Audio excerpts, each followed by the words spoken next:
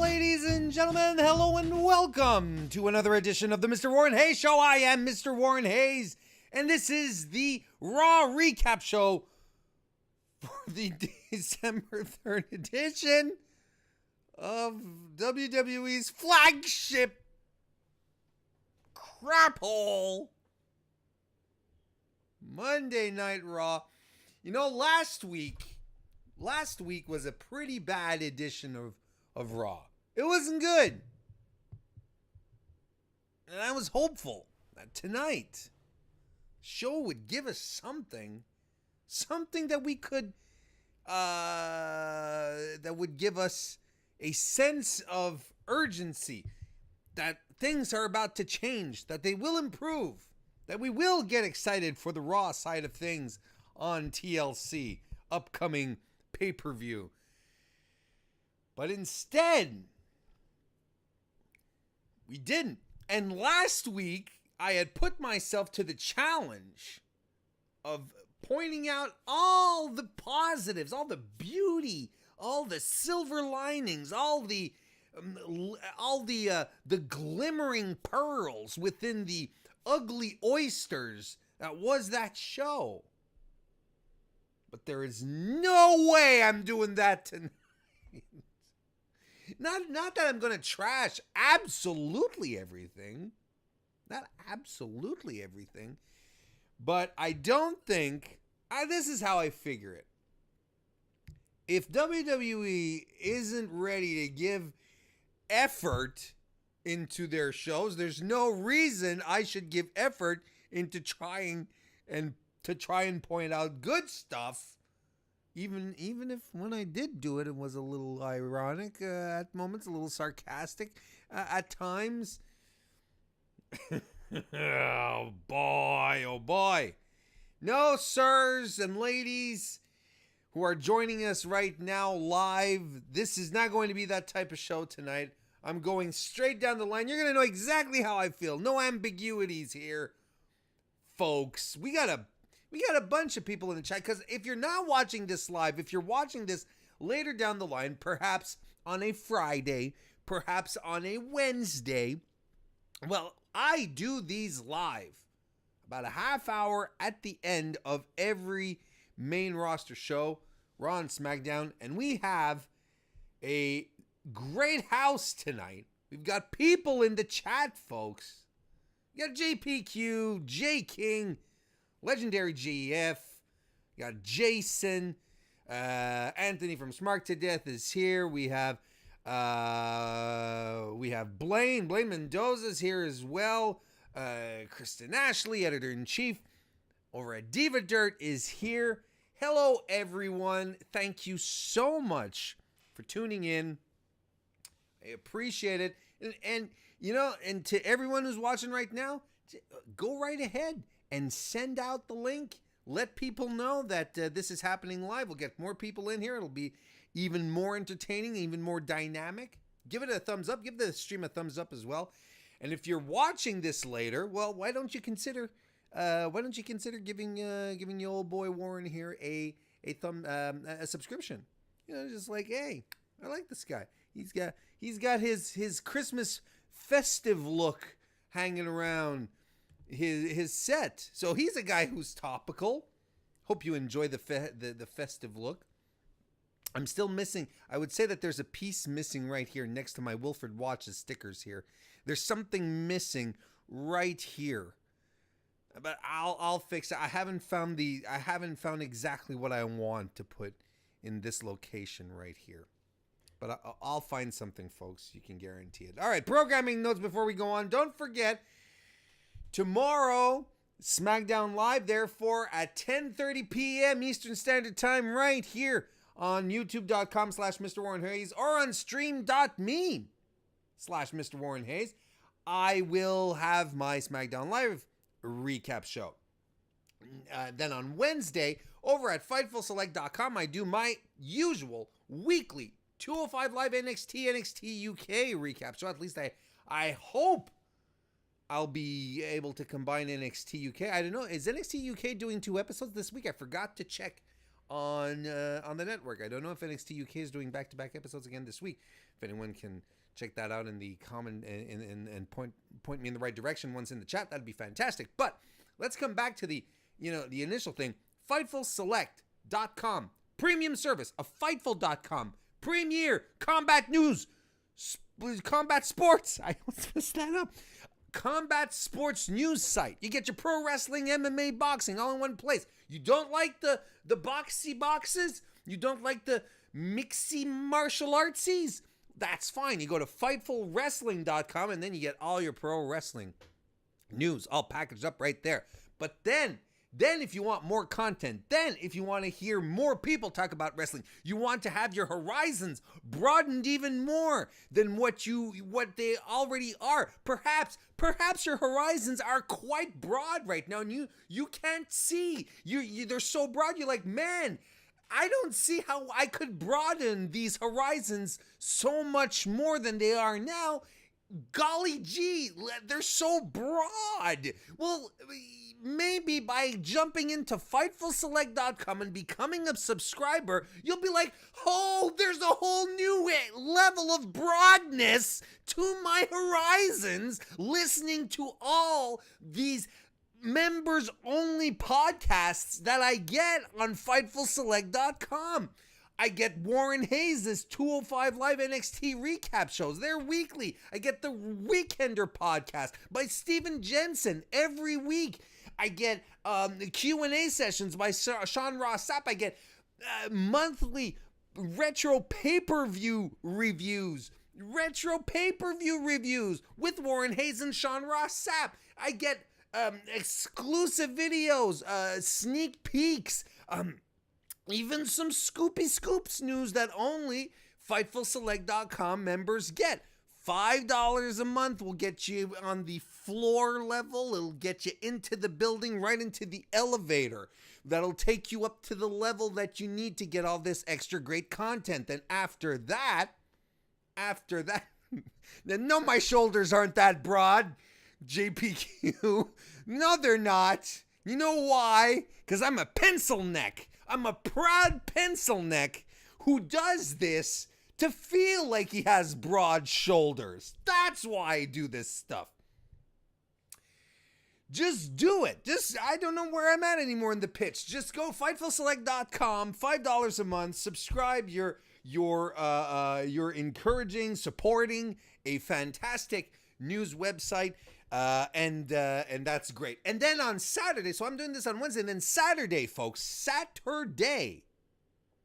Are you ready for this? I hope you are. Because we've got something fantastic coming up on, did I say Saturday? No, it's Sunday. Sunday, December 9th, it is the second episode of the Kings of Chat Style. My buddy Wilfred from the Wilfred Watches podcast and I are coming back with the second episode of our critically acclaimed wrestling discussion roundtable show. We're going to come back again. That's it. This Sunday, December 9th, we are going to have, again, two guests join us to discuss two topics in wrestling. And our two guests this time are BJ Mendelson, author, comic book writer. He's a fantastic and wrestling fan. He's going to be joining us as well as Laura N. Morrow. Laura N. Morrow, who is her as well a wrestling writer. She writes over at Diva Dirt. Sorry, I had a brain spasm there. And so that's going to be fantastic. So they will be joining us Saturday afternoon, 3 p.m. Eastern Standard Time. Nice afternoon. What a great way to cap off a Sunday afternoon just before you get into meal prep. You know, as you're folding socks, making them all nice and tidy. Because I love a tidy sock drawer. Let me tell you folks. That's important. Kings of Chat Style making big return. You can watch it here live right here on YouTube, youtube.com/Mr. Warren Hayes. But then after, if you want to listen to it just as an audio format, as a podcast, well, you open up your favorite podcast application and you go search for the Wilfred Watches podcast, and that's where you'll get your audio. This is going to be another fantastic one. We had Kristen Ashley and Anthony Suter in our first episode. It was great. It's going to be so much, not more, but just as great, as fantastic, as amazing.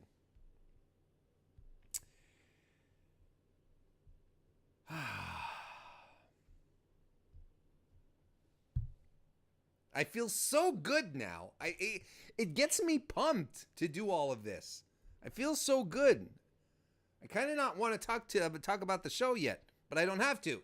Not just yet, because before I talk about the show, we have to go through bold predictions. Yes, it is my usual tradition where I poll my timeline on Twitter to get bold, crazy, out there predictions for tonight's main roster WWE show. That was fantastic. Let's take a look. Let's have a look-see as to what we have. Actually, you know what? I polled people today and I told them, I said, you know what? Rob was terrible last week, all right? So your bold predictions, never mind the bold predictions saying, oh, Raw's going to suck this week. Oh, my bold predictions are going to be good. No. I want people to go creative. And let me tell you, they got creative. When WWE when WWE starves us for entertainment, they turn around, they flip the script. The audience does. And they give us some fantastic bold predictions. Honestly, I had some great ones. I have a lot of them this evening. We're already 12 minutes in. So I should get to it. Here we go. First of all, the phenomenal plant says Becky Lynch invades Raw and actually murders everyone. Very bold prediction, because it would probably entail a lot of some corporate liability. But still, a very bold prediction. Bevan Boydchuk, who tells us at the same time Christmas time is near, says Pro Wrestling Noah invades the building, led by none other than Pac. That's extremely bold, because you know it's something that just won't happen. However, perhaps a former Neville, Pac, perhaps he could pull something a la Enzo from Survivor Series. Maybe he could try that out. It worked so well for Enzo. Did wonders for his outreach and his own personal brand. It did wonders for it. From one cruiserweight champion to another. Maybe that's some good advice.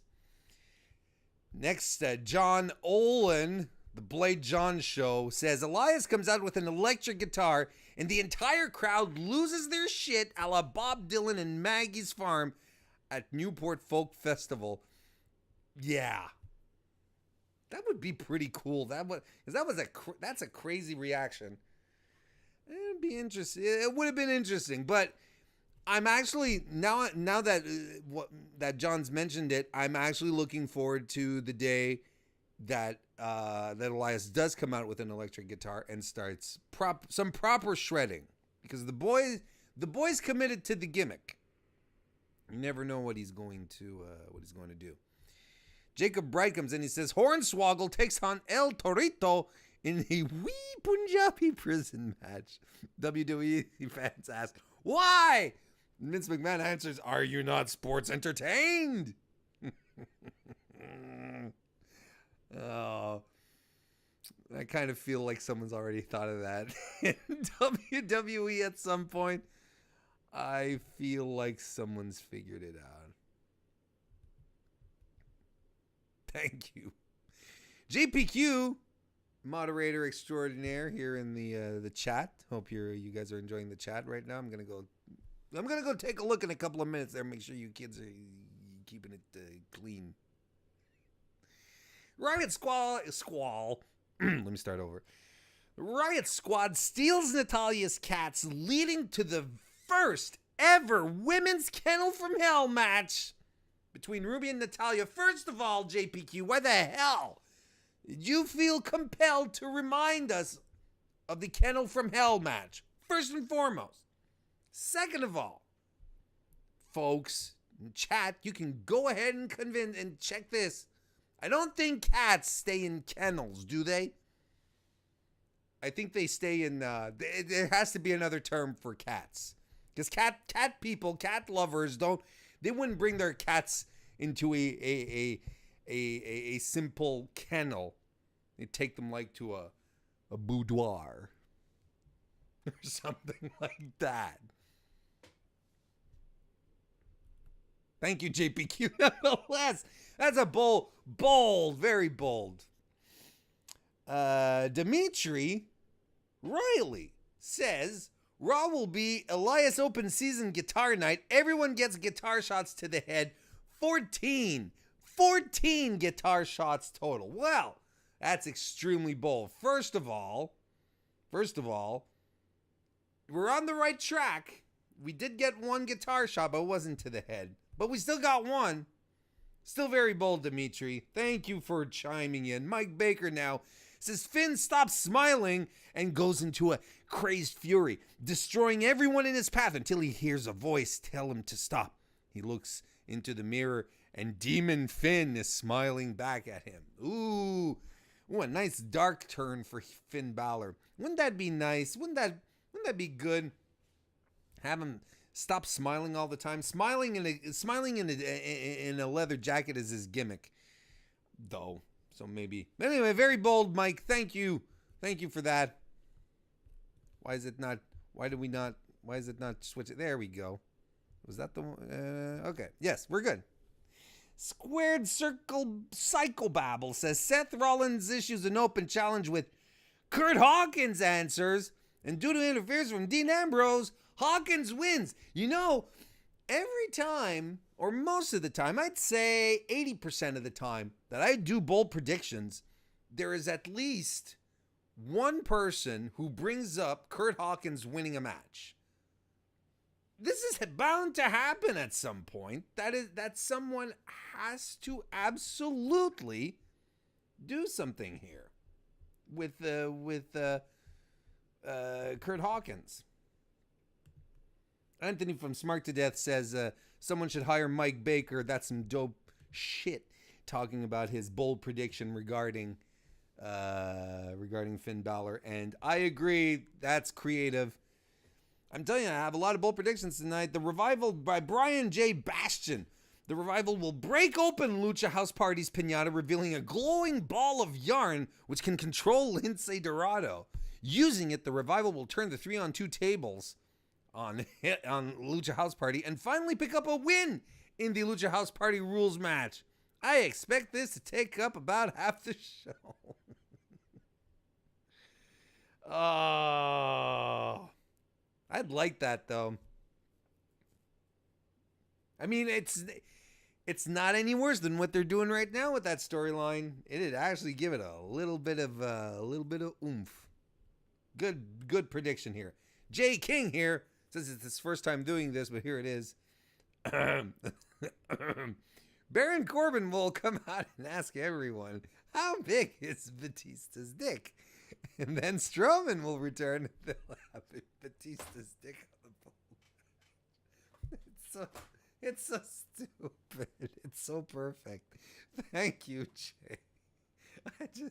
I don't know why. It's just completely weird and out there. And finally, Courtney Winters says her prediction is Triple H comes out and says he's heard the feedback from last week's Raw and is here to announce that he's taking over, and so are his NXT kids. So out come British Strong Style, Undisputed Era, Aleister Black, Ciampa, Shayna, Candice, Kyrie, and others. He says, welcome to the NXT era of Raw, and they attack the roster. Oh, a good like, like a good old-fashioned invasion angle, like the one that we were supposed to get back when WWE had bought WCW, but we never really got. How great would this be? This idea here. How great would it be? Man. Anyway, great bold prediction. Great bold predictions all around, folks. Thank you very much for participating. There were quite a few, lots of good ones. I really liked them this week. There were a lot of good ones.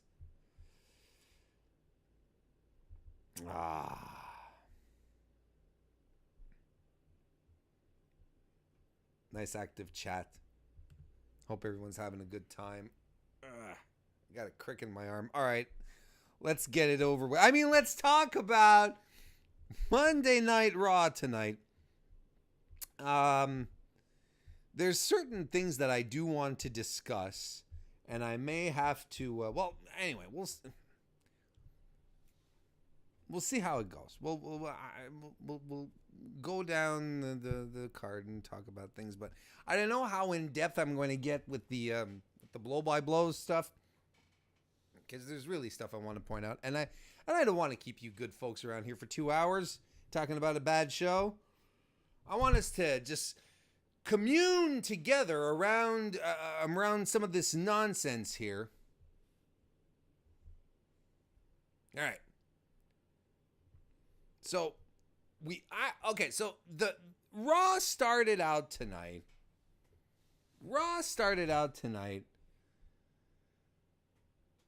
Oh my God, chat. All right, so Raw started out tonight with a match. Ronda Rousey and Natalya versus Nia Jax and Tamina.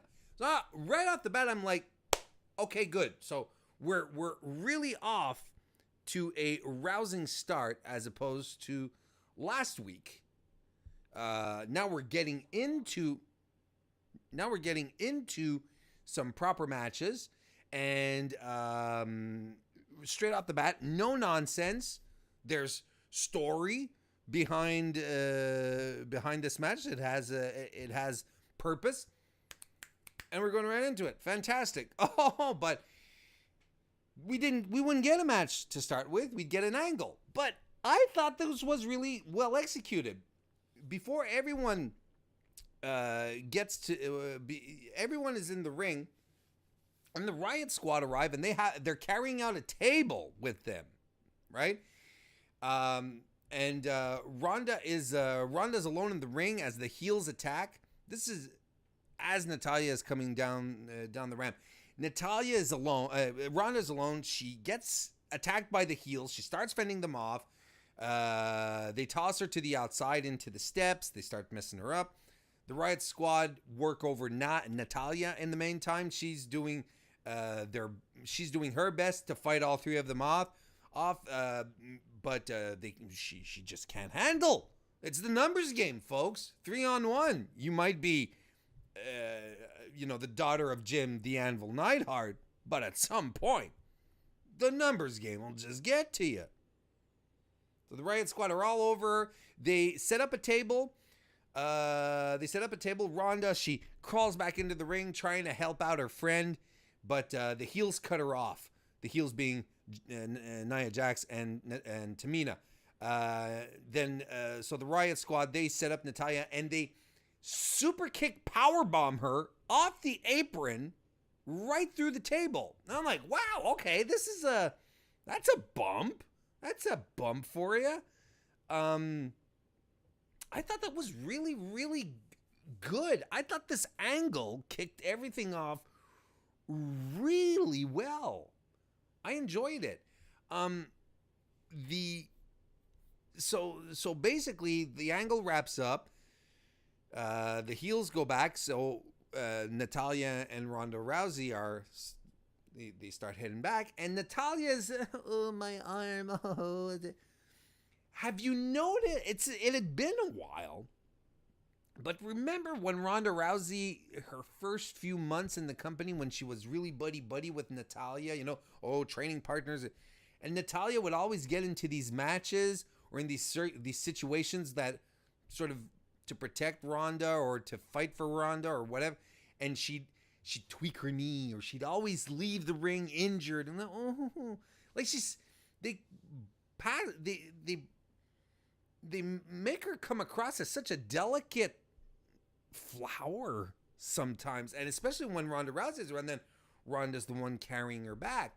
My God, Natalya has been wrestling for how long now? How long has she been wrestling at this point?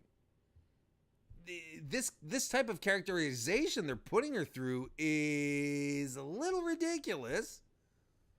Doesn't make much sense, and we're coming back to this thing where Ronda Rousey always comes across as the big strong one. I don't know. It's I didn't care for it much, this part here. I mean, can be carried back, but it's when we get backstage and she's still like, "Ooh, I'm hurt."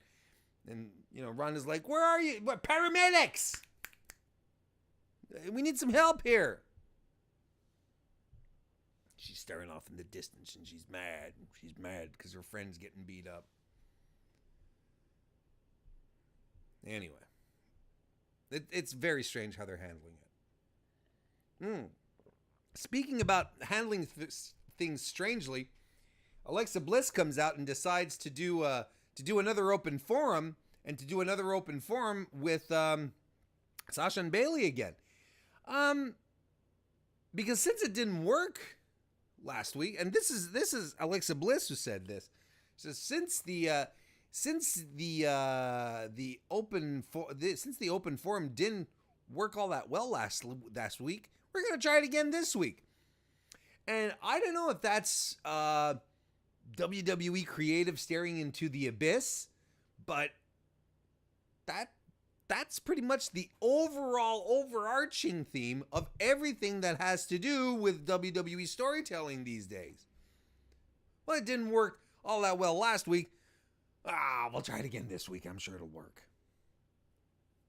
I mean, it's not as if the open segment last week was such a rousing success.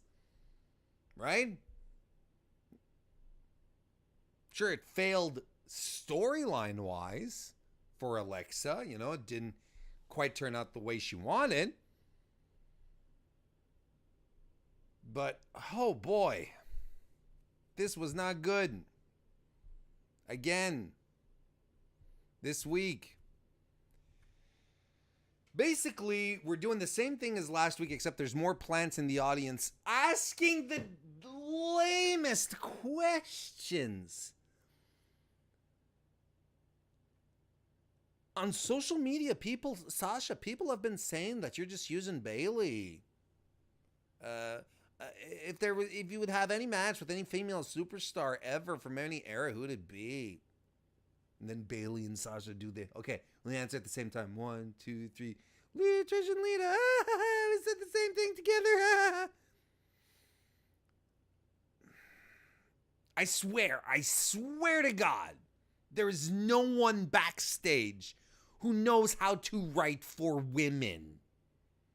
And honestly, in a wrestling context, in the context of a wrestling environment, organization, I'll give you a tip. Very easy tip. You know how you write for guys, right? WWE creative writers, you know how when you write for guys, you can write the same way for the women. Give them those kinds of storylines and stuff. That's pretty much it.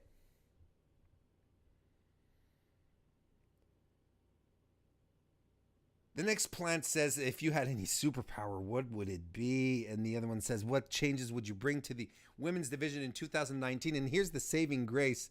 J. King in the chat says, I wish one of the plants said, how big is Batista's dick? Yeah, I would have wished that too. But okay, you got me off track there, Jay. It says the answering the question to the plant who said, what would you do different? What would you like to do in the women's division in 2019? And they actually, on camera, referenced the WWE Women's Tag Team Championships. Like, we would like to become WWE Tag Team Champions. WWE Women's Tag Team Champions. You will notice. All right, let's take a minute to tear this apart a little bit. The titles haven't been announced. We know that they've been in talks for a while. There's been rumors that they've been set out to production, that they're either done or that they're almost, or that they're on their way done. So maybe this is, if they weren't planning this, they wouldn't be talking about it on TV. I don't think Bayley has the clout to say this kind of stuff without. I don't think she has the clout to go off on her own and say stuff that hasn't been planned, hasn't been scripted out. I don't think so. So that's one good thing, is that it's kind of cemented now in the minds of people. You will also notice that she talked about the WWE Women's Tag Team Championships. Not the Raw Women's, not the the WWE Women's Tag Team Championships. And when I've talked about them in the past, I've expressed my desire for them to be a floating championship, that Raw and SmackDown could win them. Either Raw or SmackDown could end up winning the titles, and they could spend some time over on one brand, spend some time over on the other, and I think that would be fantastic. I really, really think that would be fantastic. So why not? So let's do it. Let's just get on with it. So this was the saving grace of this segment. This is something that we've learned. This is something that's useful. But otherwise, it was a mess of a segment. It was just a mess of a segment. Right down to the run-in, or that really awkward moment where Alexa turned around and asked Sasha, I think it was for the superpower question. Bayley answered, and then there was like this awkward moment, and Alexa was like, aren't you going to answer Sasha? I said, no, she answered it. And there was like this dead air. It was so sloppy. It was not a good segment. And Dana Brooke, Alicia Fox, and Mickie James run in, but Alexa stops them and says, no, don't run in. Don't run in. It's like, stay there. Instead, what we'll do is we'll do a tag team match. We'll have Alicia and Mickie James versus Sasha and Bayley. And that's what we got. And what we got was not much as far as matches go. Not much to talk about here. Alicia Fox got her Northern Lights suplex into a bridge, which is always pretty. Sasha Banks got a lot of strikes in at some point on Alicia Fox. She got the bank statement in, but Mickie James broke up the hold. Bayley comes in. There's some interference, but Bayley and Sasha end up hitting the backstabber into the Bayley to belly, which didn't look all that sharp tonight for the win. And Alexa Bliss seems satisfied at the end of the match. So I don't know what's going on, but it was a sloppy segment with a very, very uneventful, inconsequential match. What are we doing here? Did Warren just call Raw? Yeah, sure. I can do that. I can do that. Do I say wash or wash? I say wash. I say whip though. Anthony says, my dog just smacked Warren's face on my screen. I think she's pissed about WWE Women's Division 2. It's not my fault. Tell your dumb dog to not take her frustrations out on me. There's enough people to do that in the day. All right, now Lucha House Party versus the Revival.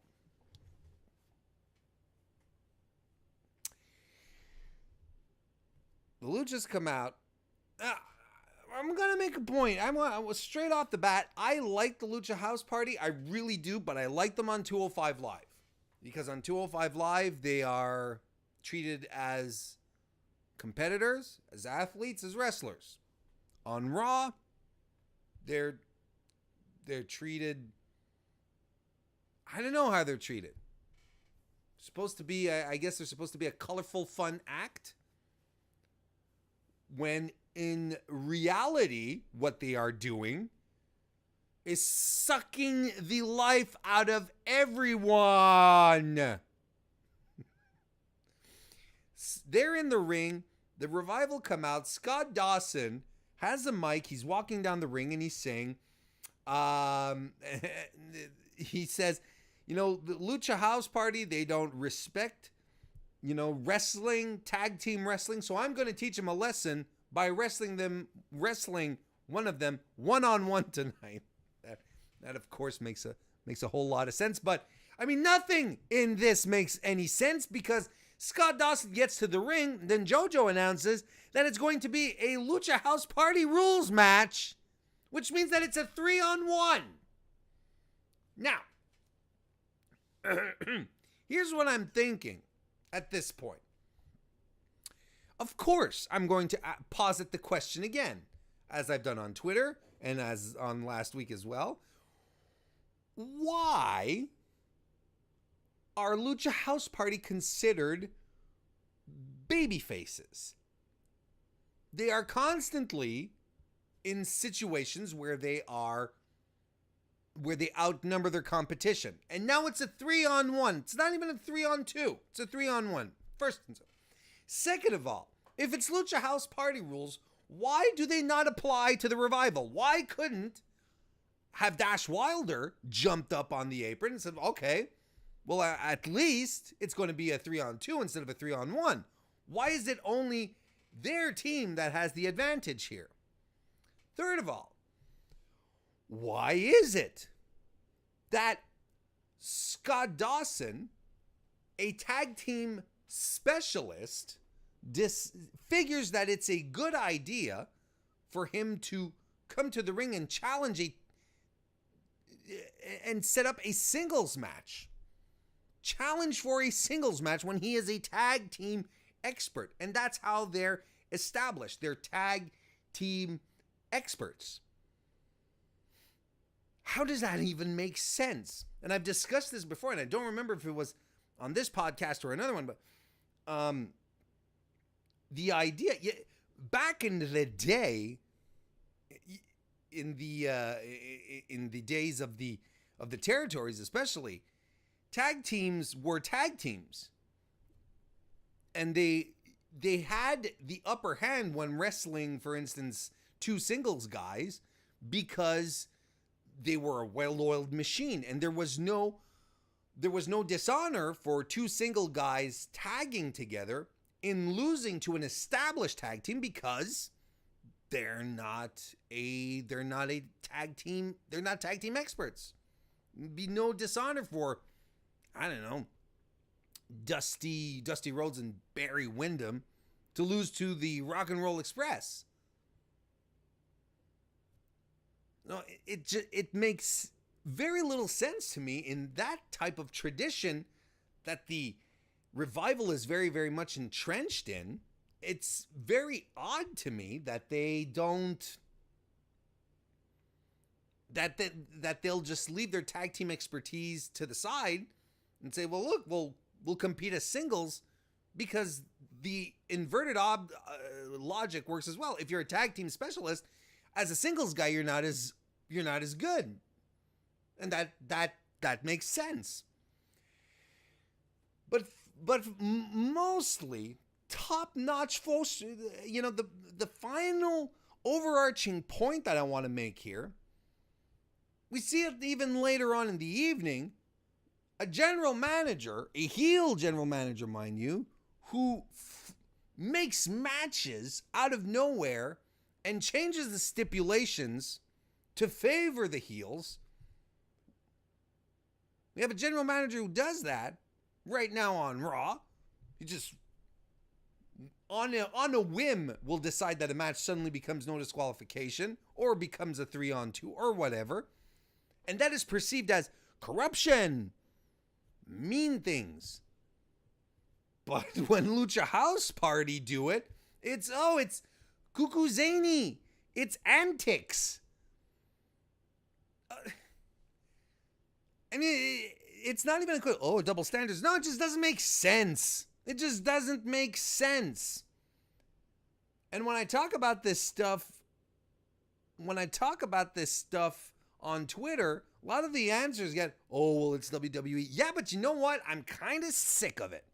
I'm kind of sick of us being dismissive and saying, it's WWE. One of the reasons Raw it has been failing over the past couple of weeks, 2, perhaps 3 weeks, is because of the extremely poor directions that they're giving their storylines. Now, since we are supposed to be sports entertained, well, the entertainment part is supposed to make us feel like we're actually getting something, like we're actually being supplied some proper entertainment that will nourish our need for it, our desire. As opposed to getting proper wrestling, at least give us proper entertainment. But if you're going to create the situations where we can poke holes at it, we're going to keep poking holes at it, and I am not going to dismiss it just as being, it's WWE, what do you expect? No, that's it. Honest to God, I expect more from the biggest wrestling promotion in the world right now. I really and honestly do. And I expect them to get their heads out of the late 80s and 90s, no matter how much Vince McMahon will come out and say, it's sports entertainment. It's a special kind of brand of entertainment. It's not sports, it's entertainment. I don't care how many times he comes out to say that. If they continue, I'm done. I'm fed up with having my intelligence insulted on this entertainment aspect, because that's what I'm expecting from WWE. I'm expecting to be entertained, having the sports entertainment from WWE as opposed to the wrestling. If they gave us 4 or 5 15-minute matches within the evening, I would forgive them probably a lot more for these oversights, for these storyline inconsistencies. But no, this is the basis of the product. This is what they want us to latch on to, not the wrestling. They want us to latch on to the entertainment aspect. But the entertainment aspect is so thin and gamey. It's frustrating.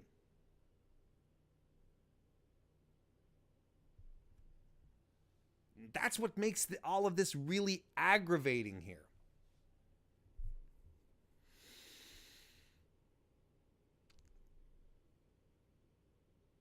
So, I mean, we can sit around and laugh and say, ha, ha, ha, ha, but at somebody, it's so insulting to our intelligence, because they're not going to give us the wrestling. And if they're not going to give us the wrestling, at least give us proper sports entertainment. That's not what they're doing.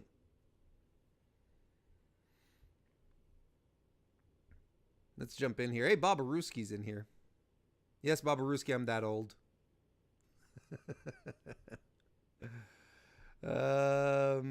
Yes, I'm very much that old. Jason Campbell says, obviously Scott Dawson is not too bright.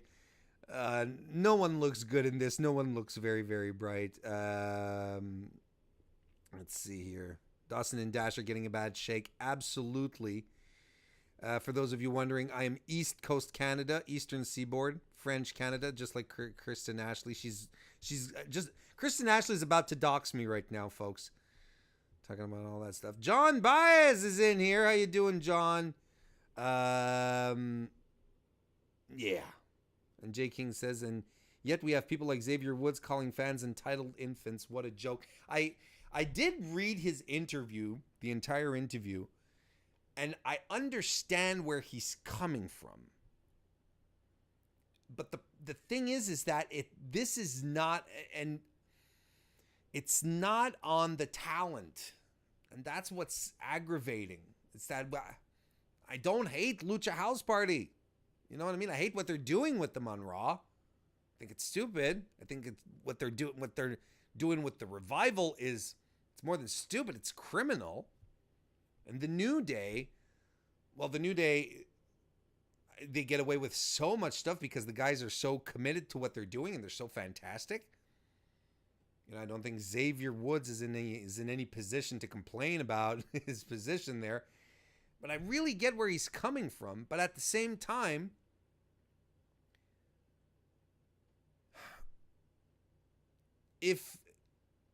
look, I'm going to repeat myself again, but if WWE wants to be an entertainment company, they want the entertainment aspect of wrestling to take precedence over the wrestling itself, well, then they do have to turn around and give us stuff that we can care about. And stuff that will not insult our intelligence. Storylines that will actually go from point A to point B to point C to point D week after week, instead of going from point A to point A to point A to point A to point B to point B. Oh, we'll go back a couple of steps back to point A.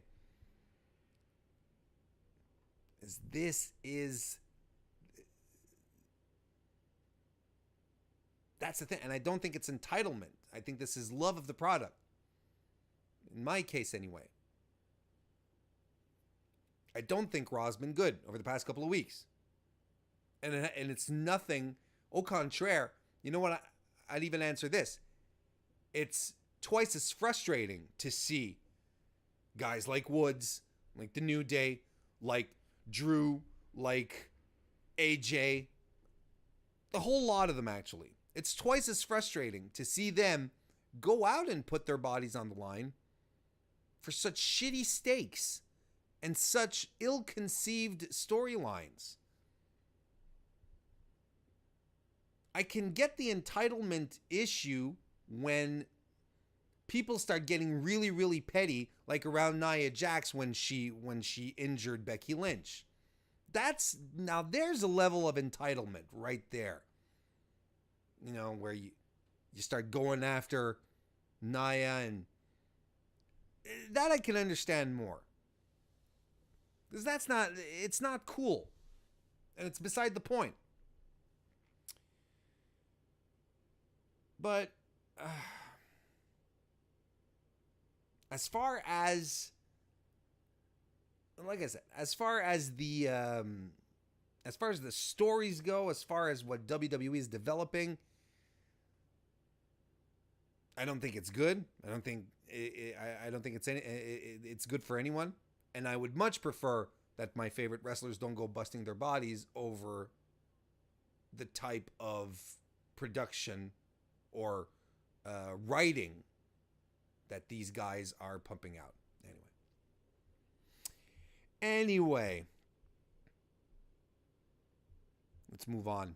Baron Corbin's is in the middle of the ring. It's time for Drew McIntyre appreciation. He said that, I'm living proof that if you're born better than everyone else, you can achieve anything. And he said he's had a few thorns in his side over his tenure as constable and now as assistant GM and now general manager elect, which is still not the proper title. The Shield, Finn Balor, Kurt Angle, Braun Strowman. He said, there's one man who helped me take them all out. And it is Drew McIntyre, who comes to the ring, and Corbin presents him with a medal. The medal of, what was it? The Medal of Excellence of Raw. Anyway, Drew was really happy about it, and he was, he as well does a You People promo. There's so many You People promos these days. It's I'm banging my head against the wall. It's so bad, and it's so cheap, and it doesn't always have to be about You People.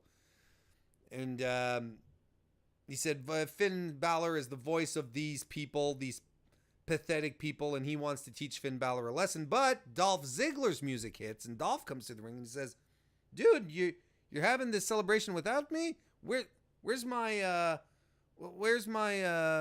invite? How come I wasn't invited to the shindig? How come I wasn't invited to the party, to the block party here? And basically Drew disowns Dolph, and he says, you were never invited. You didn't meet the height requirement. Of course, you got to get a short joke in. He says, you say you were the brain, but I was always the brain, the muscles, and the talent. The muscle. But he has muscles. But you say, you're the muscle. He says, it's not working anymore. This business relationship is not working for me anymore. Your role was to get me into a prominent position. You succeeded for once in your life, Dolph. He says, thank you. And he waves him off. But no, Drew McIntyre said one thing too much, and Dolph Ziggler doesn't like it, and he gets a zigzag. And we have a fight on our hands. We get Dolph versus Drew, which is back in when we get back from commercial. Drew is in control of the match. Slingshot sends Dolph off the ring post and to the floor. Drew goes out after him. Fireman carries Dolph back into the ring and dumps him in. Drew gets a stretch in, but Dolph battles back, but Drew just drills him back to the mat.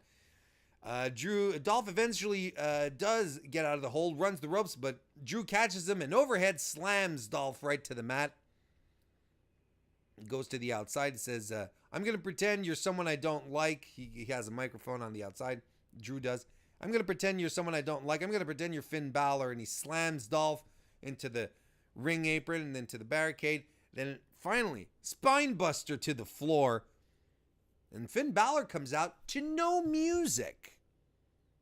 And I kind of found that refreshing.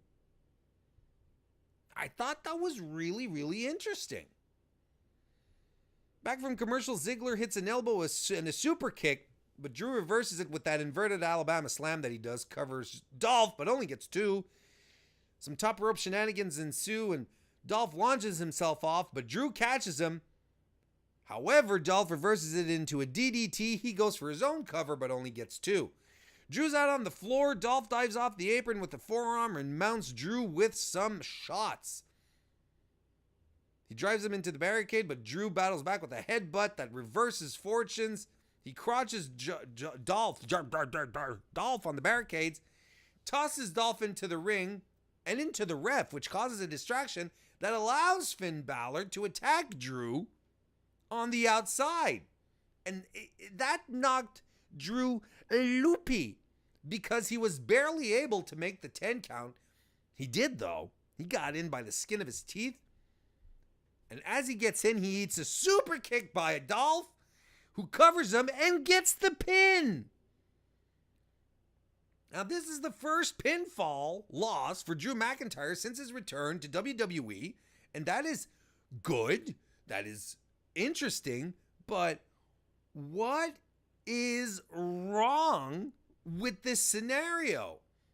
Why are we getting a blow-off to Dolph versus Drew on a nothing random Raw? That makes no sense. A friendship turned sour. Again, a built-in feud here that they just deserve to poof, make it disappear like that. Why aren't we getting Dolph versus Drew at TLC then? Why does it have to be Finn? See, now Finn versus Drew feels shoehorned. Dolph and Drew was just natural. And we get the blow-off tonight. And not only do we get a blow-off, not only is it a blow-off, but it's Drew McIntyre's first pinfall loss since coming. This is a big deal. This is the guy who has taken partial responsibility for breaking the Shield up. This is the guy who not only beat Kurt Angle, but humiliated him, beat him with his own moves. It's his first loss. He's been protected since coming back, and this is how it's delivered? This is how it's given? And with Michael Cole just saying, oh, you know what, fellas? This is, I do believe this is Drew McIntyre's first loss. This is a big deal. Oh, but no, we'll do Drew versus Finn at TLC. That's much more compelling. Why? It's not compelling. It's not compelling. Dolph Ziggler versus Drew McIntyre was compelling. Now they'll probably do this match again at some point because 50-50 booking means that Drew's going to get his win back. But this was so weird. I'm going to tell you, I like the finish again, just like last week when Seth defeated Dolph with the Superplex Falcon Arrow. I like that Dolph finished the match with a super kick. I like it when matches don't necessarily finish with finishers. When the guys are exhausted enough or taking a beating enough for a super kick or something to that effect ends the match. I like it.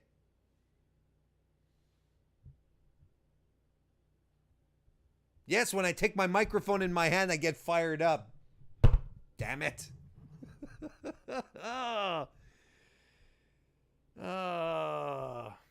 Blaine says, I'm okay with it. It did take Finn to and Dolph to beat Drew. Yes. Excellent observation. I just, there was actual interest to seeing Dolph Ziggler and Drew McIntyre feud with each other. I remember when they premiered together on Raw. The first thing everyone was talking about is, well, how long before they split up? How long before they're at each other's throats? That was the first thing. And everyone started talking about. We're not even going to get that pleasure properly.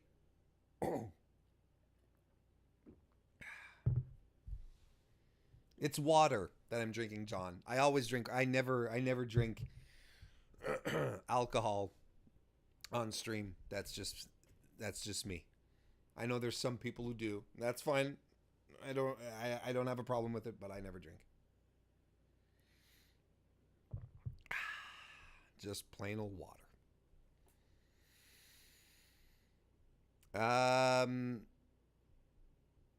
Anyway, so then we see Drew backstage. He's angry. He's an angry man. He's the mountain that's gonna come crashing down on Dolph.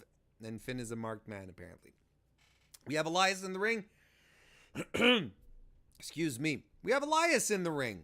He performs. He said he's been looking for Bobby Lashley because he wants to wrap a guitar around his head. Well, guess what? Excuse me. Guess what? Bobby Lashley interrupts him. He didn't have to search very far. Bobby Lashley and Lio Rush. The almighty Bobby Lashley, let's not forget. It's all you felt. Lio Rush says you felt the power of the almighty. Then he has him do his poses. He does the ass pose, the glutes. And Elias didn't think that was very fun. So he comes down to beat him up, but Elias reverses. He comes down to beat him up. And Lashley gets the upper hand, goes to throw him into the LED screens, but he reverses. And instead, it's Elias who throws Bobby Lashley into the screens. Lio Rush comes over to distract, and Elias goes after Rush, who jumps off the stage into a little area. And then he turns back around. Elias does, to see where Lashley is, and he comes after Lashley with the guitar. And I don't know if you saw this properly, but that, Lashley's like, he's rolling out of the way, roll, and then rolls around the corner. And he probably meant to do that a lot faster than he did, because Elias really caught up with him. Elias really could have swung the guitar and got him. Lashley turned the corner, and as he was turning the corner, Elias went in immediately after him. So he goes like just around the corner like this, and then he pops right back out. He goes, darn it. He couldn't have gone far. He was right there. It's like the minute he turns the corner, poof, alternate dimension. You can't see me anymore. But I was right there. And Elias literally just pops out and pops back in. He goes, dag nabbit, I just missed him. No! He was right on the floor still. He was rolling around like a moron. Anyway, for some reason, Finn Balor tosses Lio Rush back up on stage, and Elias cracks a guitar across his back and thanks Finn for his help. Finn being a mischievous little punk tonight. We see Slater and Rhino backstage with Baron Corbin, who says, I've been crunching numbers, because he has a ledger. So, when you have a ledger, you're crunching numbers. And he says, there's not enough room for the two of you. There's not enough room for the two of you. I'm going to have to fire one of you guys, and we're going to do it in a loser leaves town match. And there you go. There you go, folks. A match with stakes.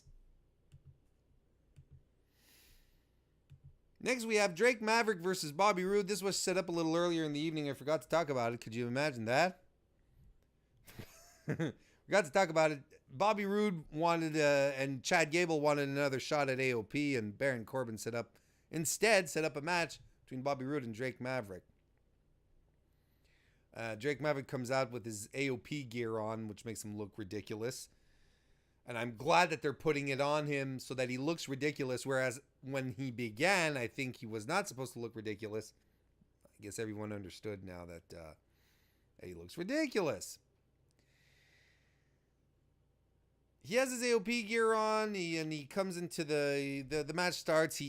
Drake eats a right hand straight off the bat. Anyway, quickly in the match, the Titantron pops up, and you see the Authors of Pain beating Chad Gable up, and Corbin arrives and he says, "This is a 3-on-2. Guys, I changed my mind. This is going to be a 3-on-2 match now." And I'm but did so AOP started heading to the ring, and Roode gets to work on Maverick. I like that, he realized that AOP was coming, and so he's like, oh, I got to win this match faster. He tries to work over Drake Maverick, who's trying to escape the ring. Hits the glorious DDT, goes for the cover, but AOP is there before he can get the pin. So they beat up on Roode. Chad Gable comes out. Everyone fights. It ends with the Super Collider on the baby faces, and Drake gets tagged in for the cover on Roode. Of course, they're going to make AOP's push about Drake Maverick and urine.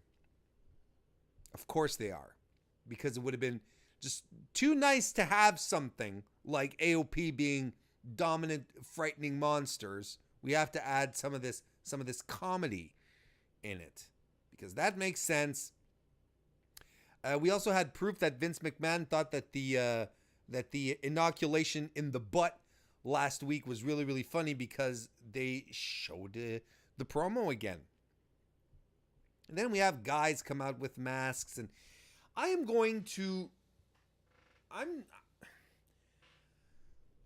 it's funny how uninteresting Dean has been just over the past couple of weeks, ever since he and Seth brawled, after playing hide and seek with each other in the building, and then coming out tonight with the gas masks and the whole you people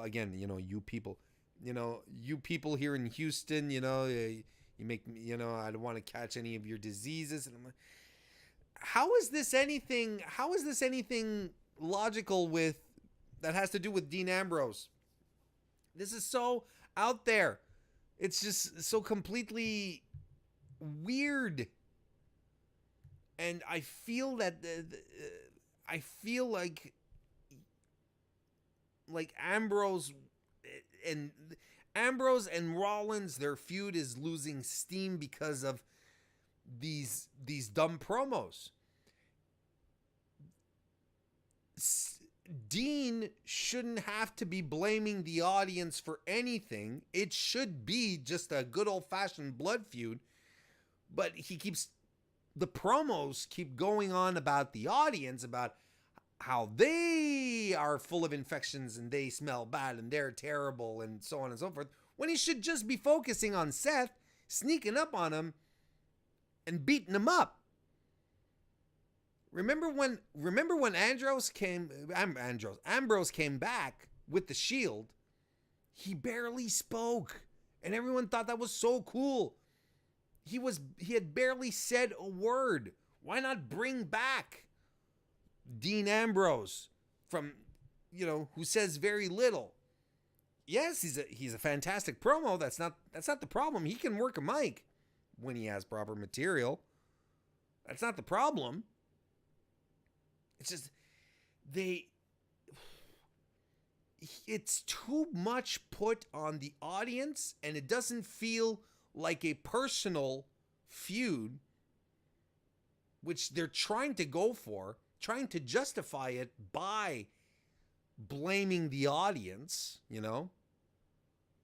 because, oh, you've always cheered Seth, I get it.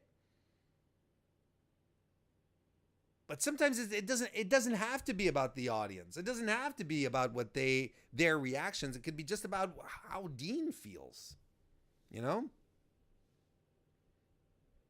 John says, bring back Mitch the Plant. That would actually be interesting. Jay says, Bane Ambrose. Yeah, he did kind of look like Bane tonight. Blaine says, I was waiting for Batman and the Joker to come out. Pretty much. With all the gas masks. And anyway, they had an okay brawl, though, when they went after each other. When Seth's music hit, Seth comes in and he gets rid of the gas mask guys. He power bombs one out of the ring onto his buddies, which was pretty cool. The brawl into the audience, but then they start coming back to the ring, and Dean gets a gas mask and hits Seth with it. Dirty Deeds on the floor outside. He gets the gas mask guys to bring Seth back into the ring, and Dirty Deeds in the middle of the ring. Like I said, I don't know why it's about you people, though. It should be about Dean and Seth, not about the people.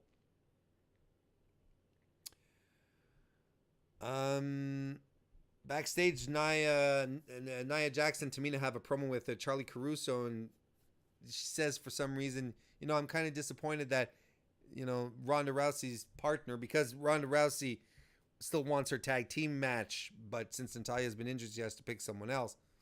So, we just found out, Charlie Caruso says, we just found out on social media that it's going to be Ember Moon.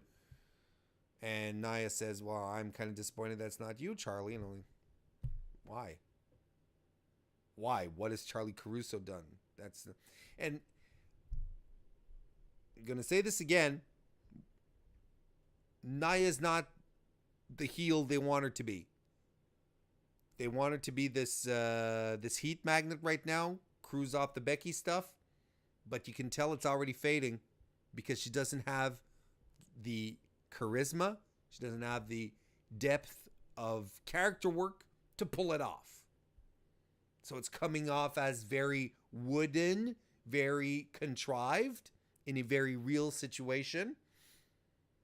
She's not coming across as the heel that they want.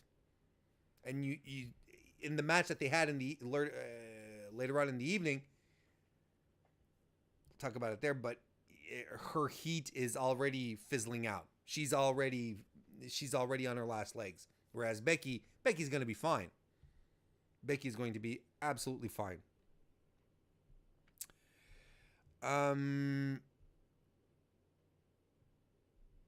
Next, we have the Heath Slater versus Rhino Loser Leaves Town match. The only match that had proper stakes and that we could actually get behind and be invested in. This match lasted I'd say about 50 seconds. So Rhino lost his job in 50 seconds. But then backstage, Slater meets up with Corbin, who gives him his new uniform as a referee. He says, what, you didn't expect me to keep you on as a competitor, right? I'm like, okay. I'm going to tell you guys, maybe I'm clutching at straws. Maybe I'm, maybe, you know, wherever there's a sparkle, I see a supernova. But this is actually really cool. And I think they can actually do something really interesting with this. Heath Slater is a super charismatic guy who can do it. He can do stuff and he can still go. I'm really intrigued to see where they're going to go with this. This is probably the only thing that happened tonight where I'm like, all right, can't wait to see where they go with this. This should be fun. Something that wasn't fun is Finn Balor versus Jinder Mahal.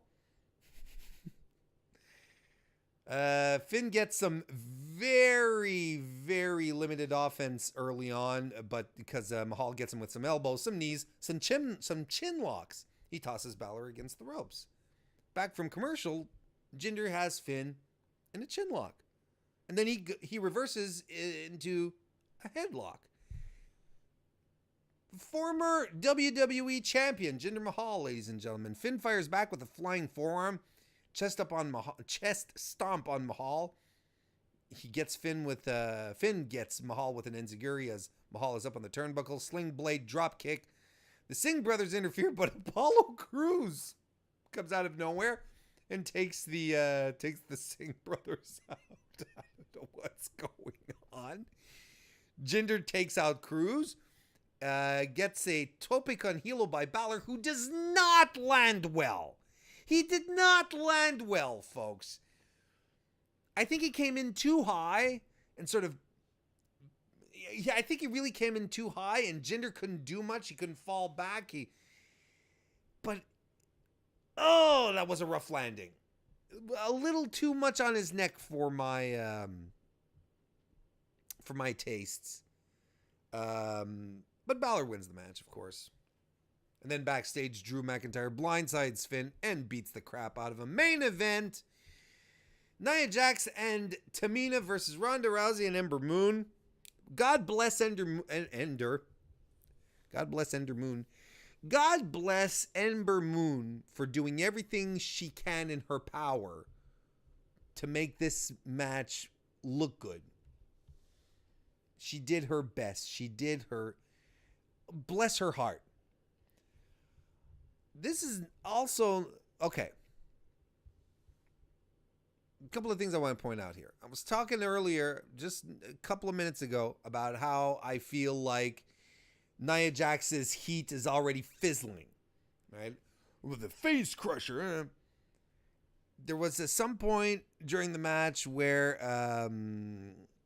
the heels have Ember Moon cut off and Jax comes in and she raises her fist like this, you know, as if to say, aha, this is the face crusher here.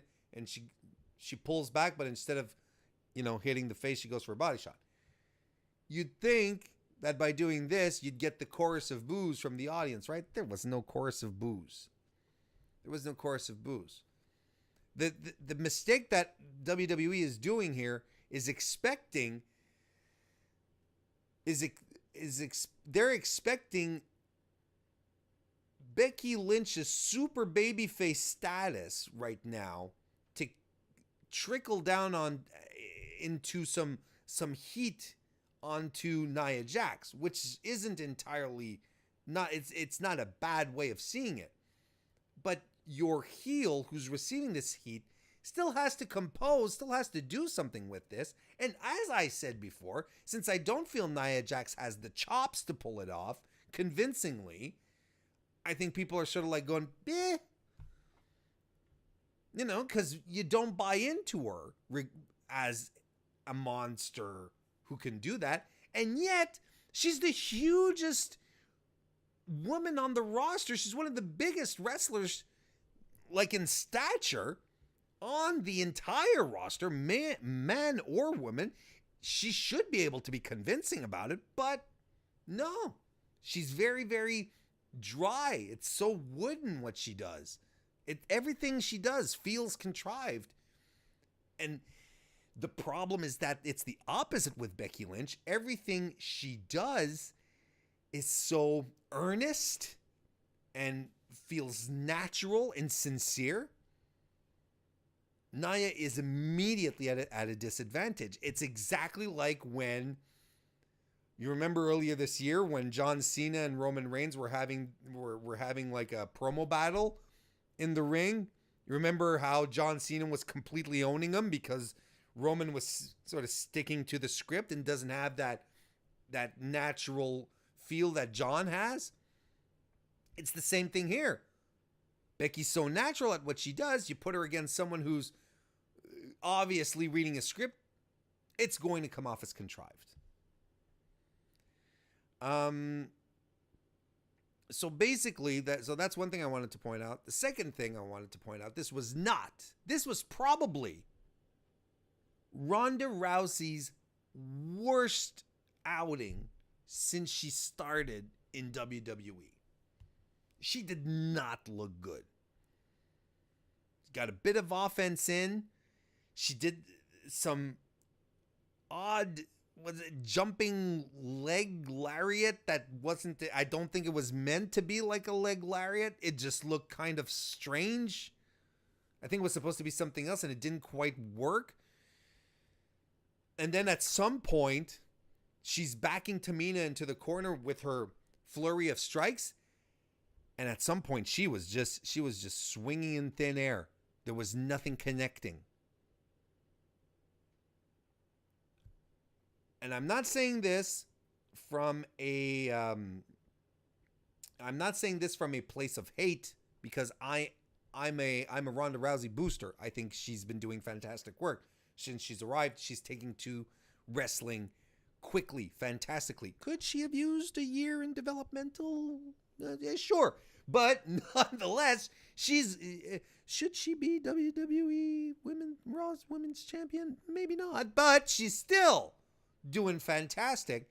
I really, really think that this was her worst outing. Did not look good. Match ends with Ember hitting the Eclipse on Tamina, and then Ronda Rousey getting the arm bar on Tamina, where she taps. That wasn't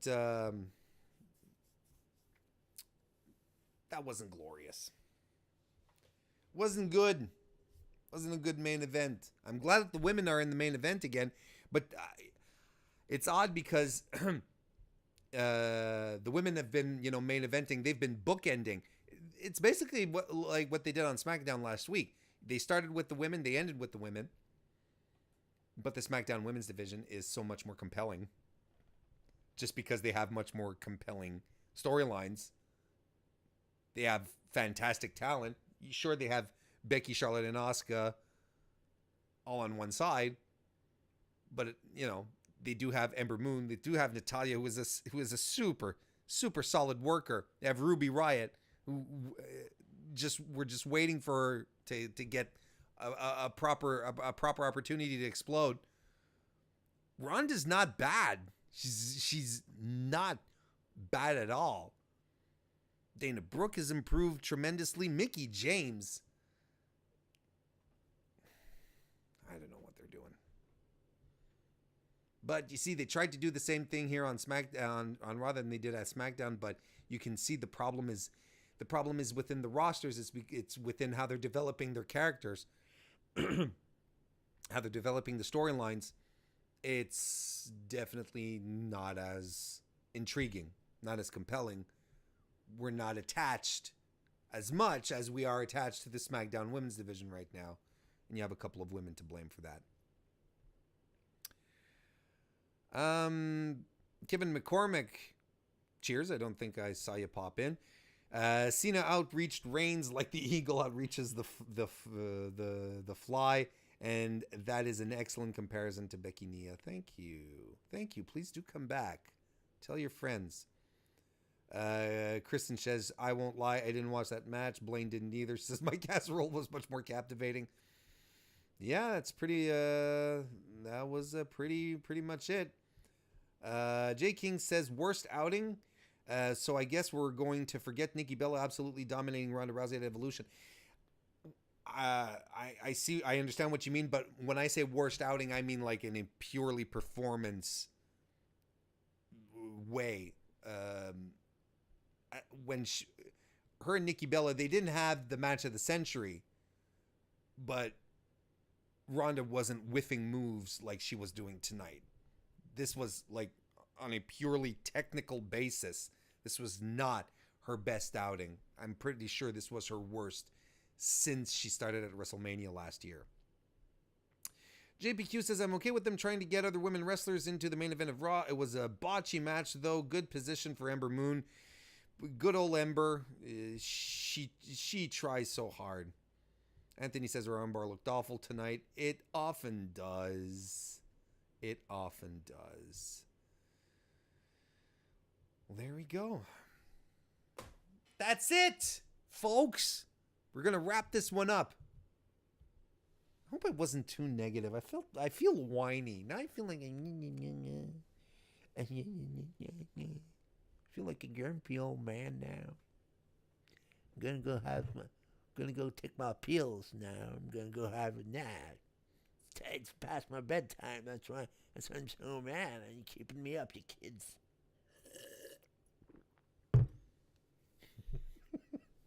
No, but I mean, like I said, you know,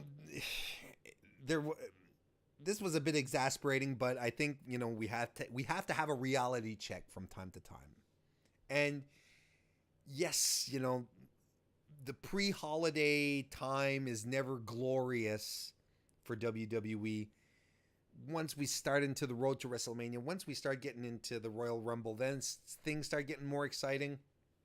But there's still some very weird decisions being made, and you can't blame them all on the disappearance of Roman Reigns from Raw, because in the 2 weeks that followed the night that Roman left and the week after that, they were trying stuff out and it was connecting, it was working. There's something else that happened between then and now that has just made Raw start sliding down the tubes like that. Anyway, I'm so very glad you guys came out live to watch. You know, if you're hanging around and you haven't been here before, why don't you consider a subscription? Just subscribe to the channel. That way you'll know when new things pop up, and you'll make me happy at the same time. So that'll be fantastic. Also remember that this Sunday, 3 p.m. Eastern Time, the return of the Kings of Chat Style.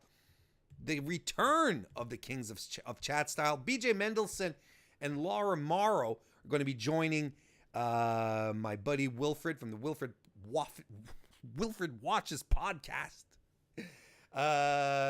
for more wrestling talk this Sunday, 3 p.m. Eastern. Hope you can make it. Otherwise, come and see me again tomorrow evening right here on youtube.com/Mr. Warren Hayes or on stream.me/Mr. Warren Hayes for my SmackDown Live recap. Guys, gals, thank you all so very much for joining me this evening on this auspicious night.